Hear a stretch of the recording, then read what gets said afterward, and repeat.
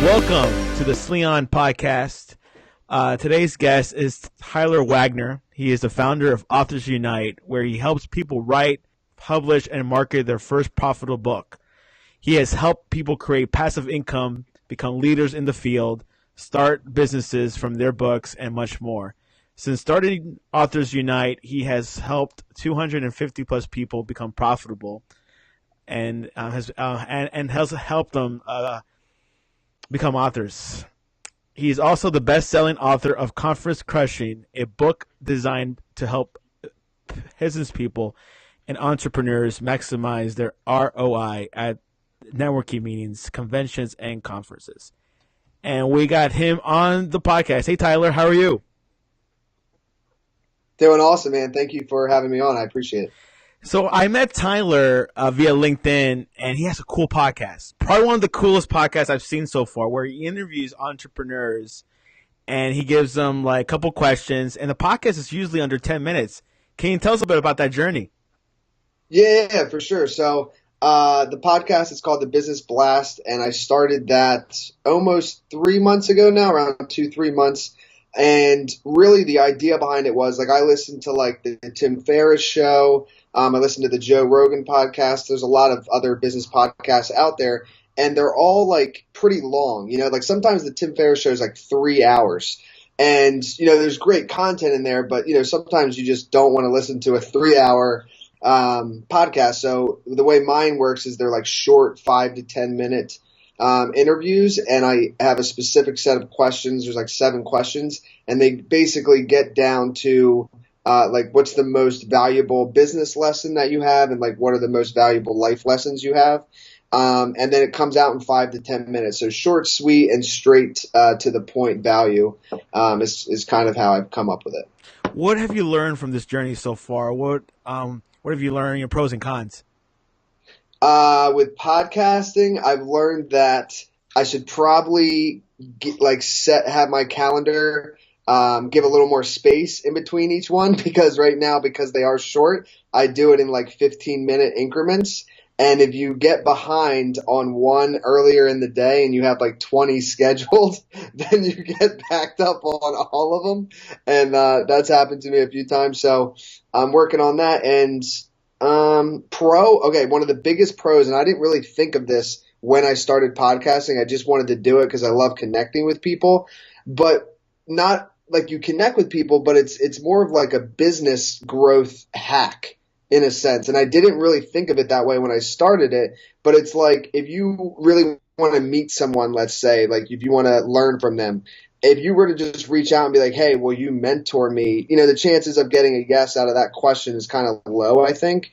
But if you reach out to somebody and be like, hey, I'd love to have you on my podcast, and the chances of them saying yes to that are way higher. And then that's where you can create a relationship with them, and then, you know, have them in your network for the long term. So it helps you in more ways than you would think doing a podcast, I'd say. What's like the most common trait from like all the interviews that you see them answer the same question? Is there something you've noticed? So I might do a book and compile all that, kind of like Tim Ferriss, you know, does with his books, like Tribe of Mentors. Let me think about that real quick. I think, so one thing, right? So for, like business advice, one of the main things that keeps coming up, when I ask people that question is that they've gone through so many like failures in their life. And then that's how they've like popped out on this other end. Of like, and you know, success is different for different people, but they've actually failed so many times. And I think where a lot of people, like, if you want to call it mess up, is they don't allow themselves that many failures. So it's like if your goal is to be a successful podcaster, you'll do like 50 episodes, let's say, and you don't really have that big of an audience yet, and then you drop it.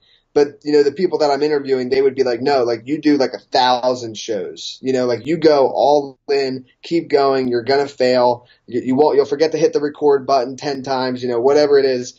And they just kept going. So that's one. And then for one of the questions I ask is like, in your opinion, what's the key to happiness?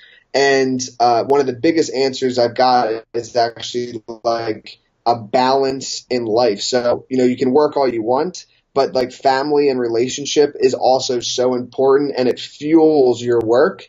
And a lot of people, I think entrepreneurs especially, that they think that like putting in 100 hours a week is the best thing to do. But if you actually maybe gave your family like 20 hours, then those 80 hours left of work could be way more productive and like joyful, and you'd get a lot more done. So that's another thing to just consider, that just because it's more time, it doesn't mean that you got more done.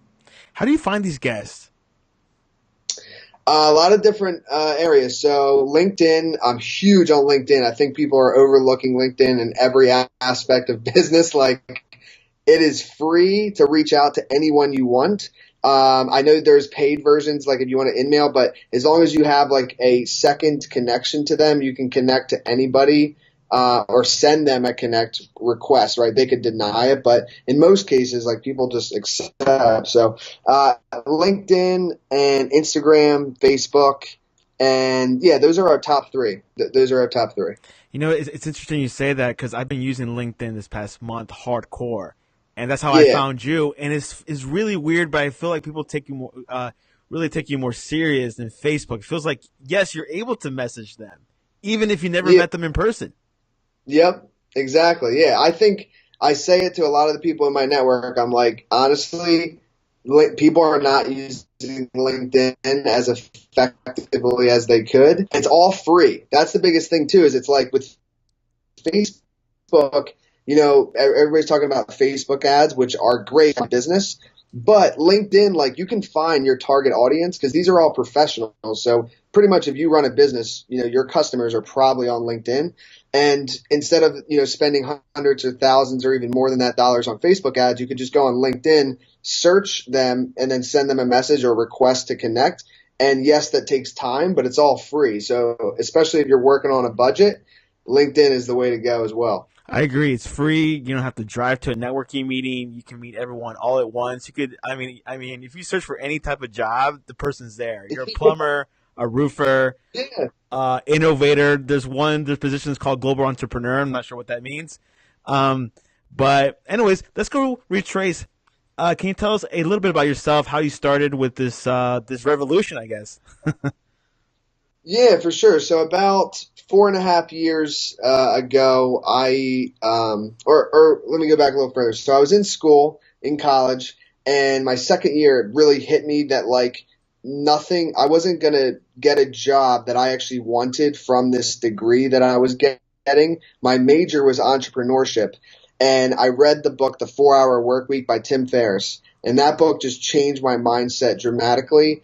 And I just like, yeah, it really hit me. I was like, this degree is going to do nothing for me that I want, personally, right? And I'm not saying everybody should like drop out of school, but so I decided to drop out. When I dropped out, I went and started reaching out to all these successful entrepreneurs, asking them if I could help them out in any way, shape or form, and then maybe they could mentor me. And one of them said yes. And this guy's name was Jason Gaynard. He's the founder of Mastermind Talks.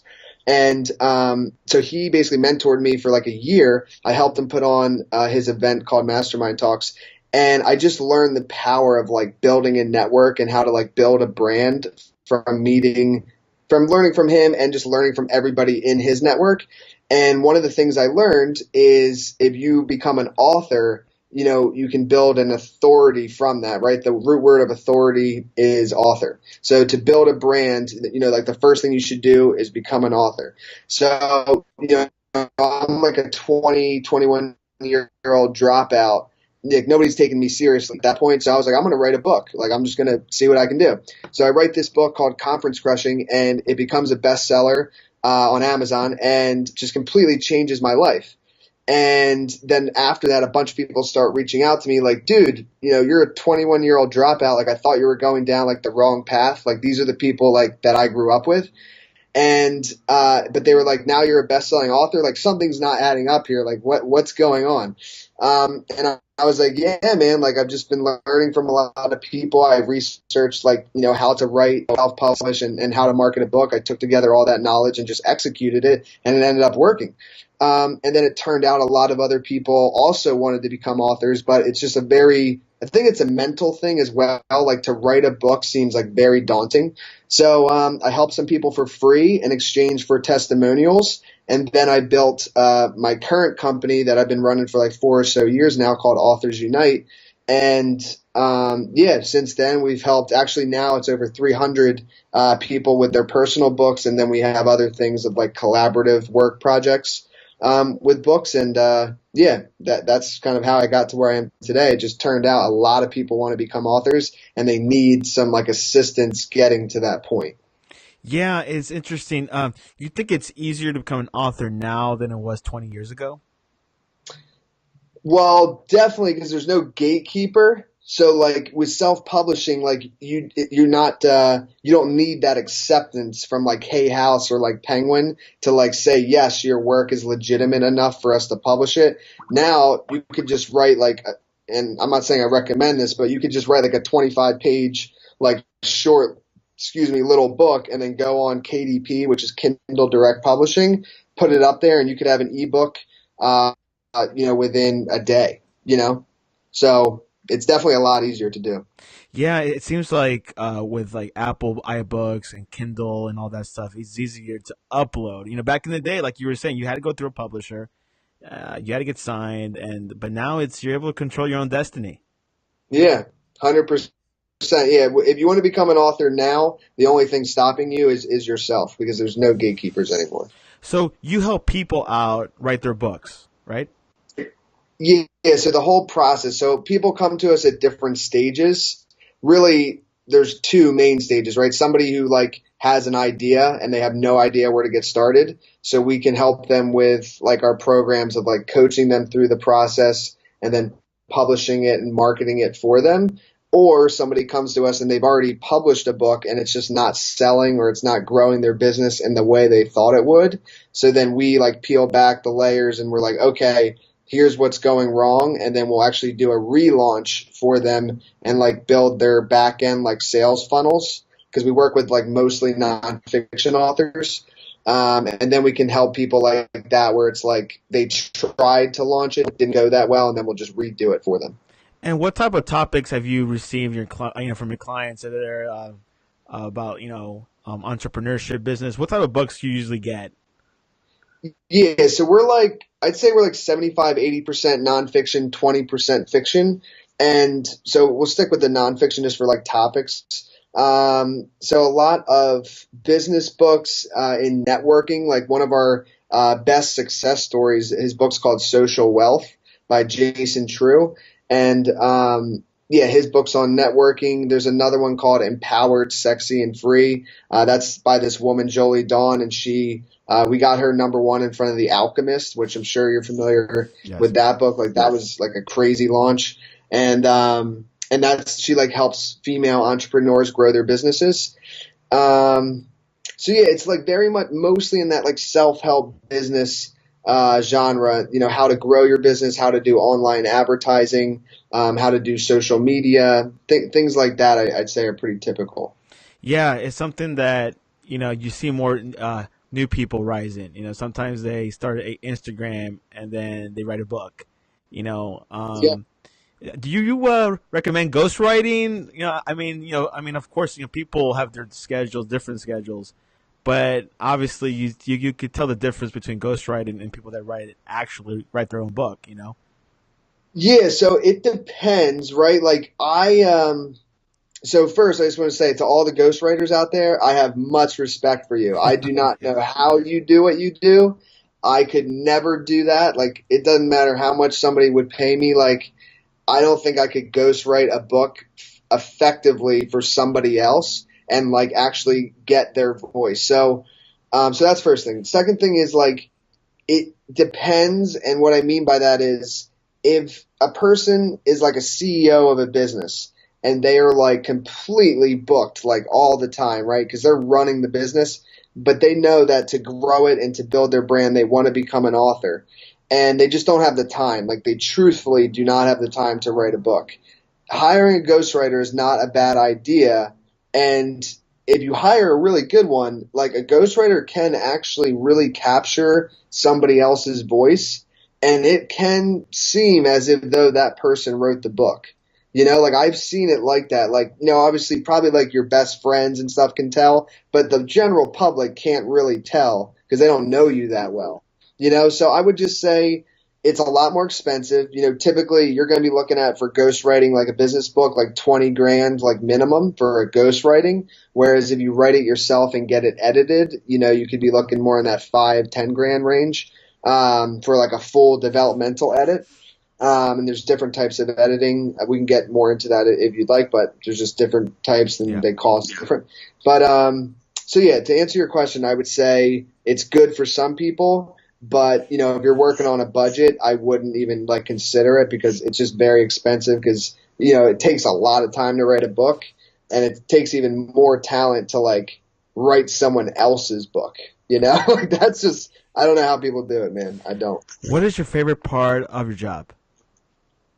Favorite part is this. So the podcast is new. My favorite part of Authors Unite is that I remember when I first held a paperback copy of my first book when it came in the mail, and it was a ridiculously like good feeling, like kind of like giddy, like I was like, dude, this is real. Because like you're working on this thing, for at least months, like sometimes years people work on their books. For my first book, it took me like 4 to 6 months or so to like get it all together and like launch it. And but either way, like it's like a labor of love, and like as you're working on it, there's so many limiting beliefs that come up. It's a very bumpy ride. And then when you get that first copy in the mail and you look at it and you flip through the pages, you're like, oh my God, I did it. Like this thing that was in my mind 6 months later for me is now in my hand. So the fact that I'm able to give that feeling to other people or like help them give it to themselves, however it is, whether I do it for them or I coach them through it, is a really good feeling to me, because I know what it feels like. So that's my favorite part, is being able to assist in letting others feel that. If someone's listening or watching this, and they want to write a book, I mean, what are the things that you require before they reach you to get this process going? Yeah, so there is like an application form like on our website that we have them run through. And the reason is just because like I want to make sure that I can actually help them. So that's like our first screening, if you will. And then after that, I will personally hop on like a 10-15 minute call with them to just make sure it is a good fit. And if it is, then we'll move forward. And what those like criteria are is like realistic expectations. So if somebody comes to us and they're like, I have an idea for this book. I want to sell 1 million copies in a year. Well, first I'll be like, what's your budget? Because to sell 1 million copies of a book within a year, and it depends, right? If this person has like a brand like Gary Vaynerchuk or something, then sure, you can do it. But like if you're just starting out, you don't really have an online presence, the chances of that are very, very low of that happening. So want to make sure that the expectations are realistic with the person so that at the end of the relationship, both of us can look at each other and be like, hey, thank you for your service. The money I invested in you was worth it. And I can say, hey, it was really great working with you. We, effectively executed the plan. So expectations, budget, and also just like what the idea or what the book is, and then my team can research the target market. And if we do believe that the goal can be hit, then we will, engage, for a contract and see if we can move forward with working with them. So we just like to make sure, because some people will try to get every sale, but I think that leads to a lot of not so good things. So like before I even offer to let you purchase, I want to make sure that it is a good fit for both of us, What is your favorite business book? Favorite business book besides the better business books that my company does. Little shout out there. Favorite business book. I think it is honestly the 4-Hour Work Week. And I almost hate to say it because it's like a lot of entrepreneurs probably say that, but it really did. Like that book was the reason I dropped out of school. Like after I read that book, I remember contacting like my guidance counselor or whatever, the school counselor, like, you know, you have one in college, and just being like, I think I want to change my major. Ended up changing my major to entrepreneurship. I was actually accounting before that and I hated it. So I changed to entrepreneurship. And then like after talking to a few entrepreneurs and they were saying like to do entrepreneurship in college is kind of silly. Like you should just get real world experience is kind of what they told me. And then like 3 weeks later, I literally dropped out. And so like that book was the reason I dropped out of school, and I would not have started this company or probably written a book this early on in my life if I hadn't first read that and then the series of events after that happened. So that book changed my life. I can honestly say that. Was dropping out the toughest decision that you've ever made in your life? It was hard because, so thinking back, like, and I think this is true with a lot of decisions, like thinking back, it wasn't as scary as I thought it was because, you know, at the time, all these things kept going through my mind. Like, if I drop out, am I going to be able to like come back? Will I be behind? Because you start to make friends with people in your grade or whatever in college. And I was like, well, if I come back 2 years later, I'm going to be hanging out with kids that are like younger than me. And like, I don't know, all these like crazy thoughts started coming. And I was just like, if I make the decision now, I will never go back. You know, like that's just the way that it's going to be. So yeah, I did it, and it was hard at the time, but reflecting back, it was like, you know, I could have gone back. It didn't have to be such a difficult decision. I could have failed, went back. So don't overthink things. And I learned it from the Tim Ferriss book is like, if you're thinking about taking a risk, think about this. What's the worst that could possibly happen? It's usually not that bad. You know, it's usually not that bad. So they say that over 90% of the time, the worst case scenario never happens. It never happens, and it's not even that bad. Like if I dropped out, couldn't get back in, worst case scenario for me was like I end up back at my parents', which is like in my case, is pretty comfortable living, and then I just like try again. You know what I mean? So, and not everybody has that luxury, but like I just mean, no matter what, like it's not like I was going to end up like homeless or something. You know what I mean? So it wasn't that terrible of a possibility. So if a high schooler in his senior year has that entrepreneur spirit and he has a business model on his mind, what would you tell him? Would you tell him go to college? Would you tell him go for it? What would you tell him?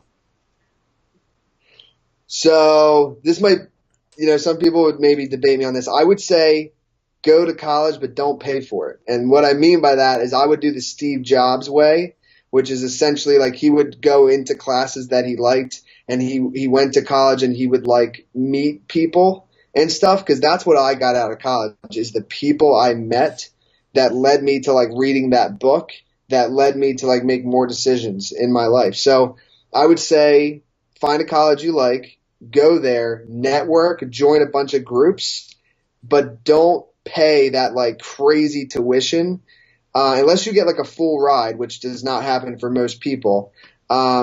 But yeah, the money for college, in my opinion, is not worth it. The networking is. So that's what I would do. And then start your business at the same time. Like, you know, go for your business. I totally agree. I usually tell high schoolers, you know, go to community college, go to technical college nearby, save some money those first 2 years. You don't want to get college loans. I got college loans, and of course I have to pay them back. But they're like a big, you know, they kind of like slow you down sometimes after college. But I tell them, go to technical college, community college. You may not know your major then, but you decide it. And then after those 2 years, you'll see, you know, what university you'll continue. But I agree with you 100%. Save money. Don't get into debt. It's funny because like you and I, you know, probably come from like the same age, I think. So it's like back then you had to go to college, it seems like. Now it's kind of like you could, but make it cheaper. You know, like, you know, back then, I mean, it was a good thing to go to, you know, go to a college, go to a dorm and everything, but that's a lot of money. Dude, it is a ridiculous amount of money. And just one other thing to like add to your point is that I don't know what the percentage is, but I think it's over 50%. Over 50% of people will switch their major. So like to pay like an amount like 20 grand a semester or a year, whatever it is for college when you're a freshman, like just starting out, and you don't know what you want to do is pretty crazy because like you really don't know and you're going to switch, which is why most people now are on like a 5-year track in college, not 4, because they do switch their major and you need that extra year to finish. So like go to community college for 2 years. It'll be like, at least I know the one in my hometown is like, I think it's $1,000 a semester, dramatically cheaper. Oh my gosh. Go there, figure out what you really want to do. Then if you need to pay that like 15 grand a semester, if like you're set on that, at least you're on a path that you know you want to go down, and then it makes more sense. So I would do that at the very least. Man, I hope a high schooler is listening to this. Yeah. Who is your favorite entrepreneur? Favorite entrepreneur. Ooh, I got to think about this. Okay, so 2 are coming to mind, and I don't want to keep sticking with Tim Ferriss for everything. So Tim Ferriss is one of them, but the other one, because I watch Shark Tank all the time, I'm a big Mr. Wonderful fan, and the reason is because like I think the way he handles things is actually very genuine. Some people think he's like I don't know if I can curse on the show, but just like an a-hole. Some people think he's like an a-hole, and but the truth is like, he doesn't want you to lose. So like if somebody comes on the Shark Tank and some of the other sharks are giving them like false hope and he knows it's not going to work, it's not a good idea, he'll just tell you bluntly to your face, like, the idea sucks. Like, I'm not, like, this is crazy. I'm not going to, and like, yes, that sounds mean, but he may have also just saved you like 5 years of your life and hundreds of thousands of dollars that you would have invested in something that he knows is definitely not going to work. So I just like him because I think he's genuine and I think he actually really does care about the people. And I like that practice as just like an underground like foundation of who he is as a person. I agree with you. He's one of my favorite sharks. Like, yeah, he's a tough guy, but like, look at his logic. It makes totally sense. Yeah. And I agree. It's like, yes, your idea is cute, but you're not going to make it. You're not going to make money. It doesn't make sense in this market, whatever reason it is. But I agree. I think him is my favorite and Mark Cuban. Tim Ferriss, have you read the 4-Hour Body book? I haven't, and like I've read sections of it, but that's one I did not read in full. That was the only book that I read. I should read the 4-Hour Work Week, but the 4-Hour Body was one of my. Well, it's like the only book that I read from Tim Ferriss. He's a smart guy. I actually found him through Kevin Rowe's podcast, and I kind of learned from him. But yeah, the guy is in his own world. He's like Elon in a way. He's out in his own world. Ready for some random questions? Yes, I'm ready. What does a global entrepreneur mean to you? Global. I just remember we were talking about that in the beginning. Global entrepreneur. I almost think it. I don't quite get it either because, in my opinion, it's like if you're online and you're an entrepreneur, then like inevitably you're global. So I would just call yourself an entrepreneur. If you moved to a new city with $100, what would you do? I would join as many free meetup groups as I could, and I would bring like 2-liter Pepsis to all the meetup groups so people would like me. And like then, you know what I mean? They're like, oh, he's like, and then I would become friends with all them, learn from them, and hopefully make a ton of money from the knowledge I learn and the networks that I've created. What job you would not be good at? Oh, accounting. Anything that is not people related, I would be terrible at. And how do you have your pancakes? Pancakes? My mom's homemade pancakes. That's, I guess, with a little bit of butter on there, some like fresh maple syrup that were like organic, like from the local like farms and stuff. Oh. So all local, mom made, if you will. If you had to talk to one of these 3 guys in person, who would you pick? Gary Vaynerchuk, Grant Cardone, or Ty Lopez? Vaynerchuk. I'm with you. Yeah. He would mess me up, I think. And I like that, man. Tell me what's going on, you know? It's funny because I knew about Gary since '08 before he's big time now, and I saw Yeah. that guy's like that guy has so much potential. This guy, and it's funny because he says that people start usually stop watching his content because it's become repetitive, but I keep watching it because it's still encouraging. Yeah, I like the vlog. It does get repetitive, but like it's fine because, dude, when you really think about it, it's not that things are that hard to think about. It's just the action of doing. So it's like, yes, Gary Vee is obviously successful. He works 16 hours a day. You know what I mean? Like he works a ton and he's very productive. But so that's, obviously he's successful. But then to actually take action on that yourself, that's the hard part. So that's why I like to watch him because he just is common sense. He's like, you're not successful because you're not putting in the work. That's all there is. Yeah, which is interesting because it speaks to a lot of the millennials, where they just need to speed up the process. Sometimes they just stay idle. But how can people reach you? Yeah, for sure. So, authorsunite.com if they are interested in the books, but if not, if interested in just connecting, I'm always open to like an email and I'm happy to like help any way I can or just connect. So Tyler at authorsunite.com is my email and that works for me. Tyler, it was great talking to you, man. Any closing words? It was great talking with you too. I hope, your audience gets value from this and I really appreciate you having me on. And, yeah, we're going to have to meet up down in South Florida soon. So, Yes. and We're nearby. We're like about an hour away. yeah, That's awesome what you're doing with the podcast. Keep doing it because, thank like, you. I was listening to a few this past week, and it's each one's different. Each one Yeah, you have like a whole different dynamic, and I see those guys really expressing, and you're giving them a voice because some of them probably don't go much on podcasts, probably not, but like you just see yeah, like their for sure. passion. So. Definitely. Thank you, man. And I need to hear that. The beginning stages of a podcast, when you're not seeing the numbers yet, like to keep going, you got to have some motivation. So I appreciate that. Yeah, no problem. Thank you very much, Tyler, for coming on the Sleon podcast. Thank you.